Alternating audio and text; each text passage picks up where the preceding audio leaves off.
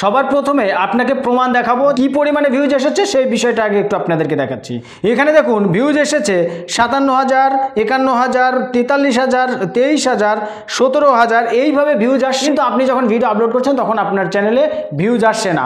ভিডিওগুলিতে এমন একটি technique খাটিয়েছি, technique খাটানোর পরে প্রচুর পরিমাণে ভিউজ আসতে শুরু করেছে।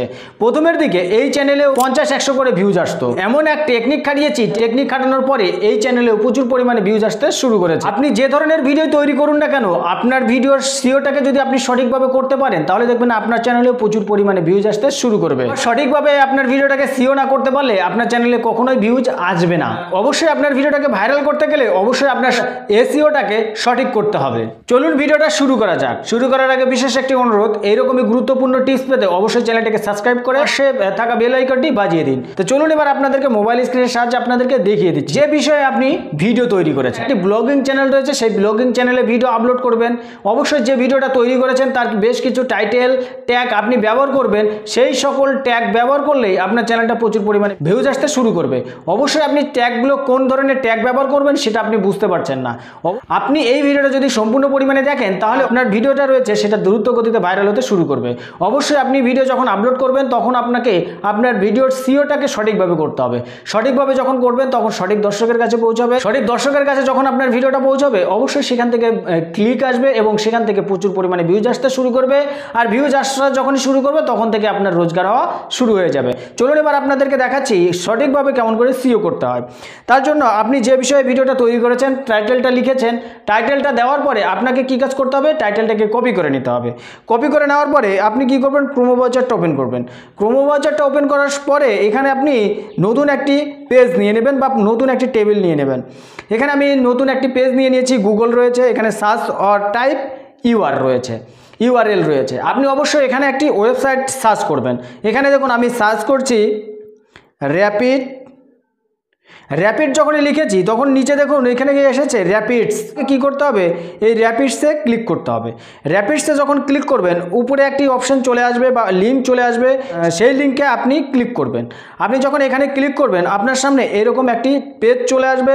এখানে কি বলছে দেখুন, ইউজ ট্যাগ জেনারেটর। অবশ্যই ট্যাগটাকে জেনারেটর করতে হবে। আপনাকে কি করতে হবে, এখানে ক্লিক করতে হবে। আপনি যখন এখানে ক্লিক করবেন তখন আপনার সামনে এরকম একটা ইন্টারফেস চলে আসবে। এখানে আপনার যে টাইটেলটা লিখেছেন সেই টাইটেলটা এখানে বসিয়ে দেবেন।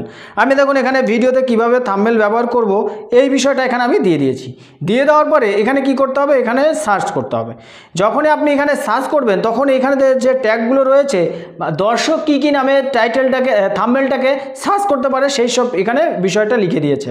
তো এখানে লিখে দিয়েছে দেখুন, ভিডিওতে কিভাবে থাম্বনেল ব্যবহার করব, ভিডিওতে থাম্বনেল কিভাবে সেট করব, এই সকল বিষয়ে ইউটিউবে লিখে সার্চ করে। এই সব বিষয় যখন লিখে ইউটিউবে সার্চ করে তখন সেই সকল সম্পর্ক ভিডিওগুলো এখানে এসে হাজির হয়। অবশ্যই যেগুলো দর্শক সার্চ করেছে সেই সকল ট্যাগই এখানে রয়েছে। আপনাকে কি করতে হবে, আপনাকে এখান থেকে কপি ট্যাগ করে নিতে হবে।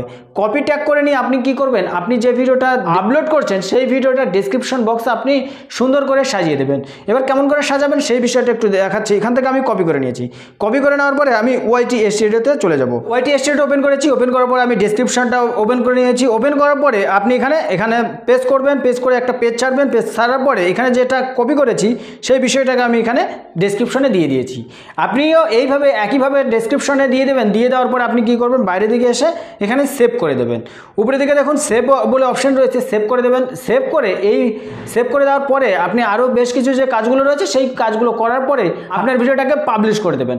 আপনি যখনই এইভাবে আপনার ভিডিওটাকে সিও করে আপনার ইউটিউবে আপলোড করবেন তখন দেখবেন প্রচুর পরিমাণে ভিউজ আসতে শুরু করবে। সঙ্গে সঙ্গে যে ভিউজ আসবে সেটার মোটেও নয়, আপনাকে কিছুটা সময় অপেক্ষা করতে হবে। 1-2 ঘন্টার পর থেকে দেখবেন আপনার ভিউজ আসতে শুরু করবে।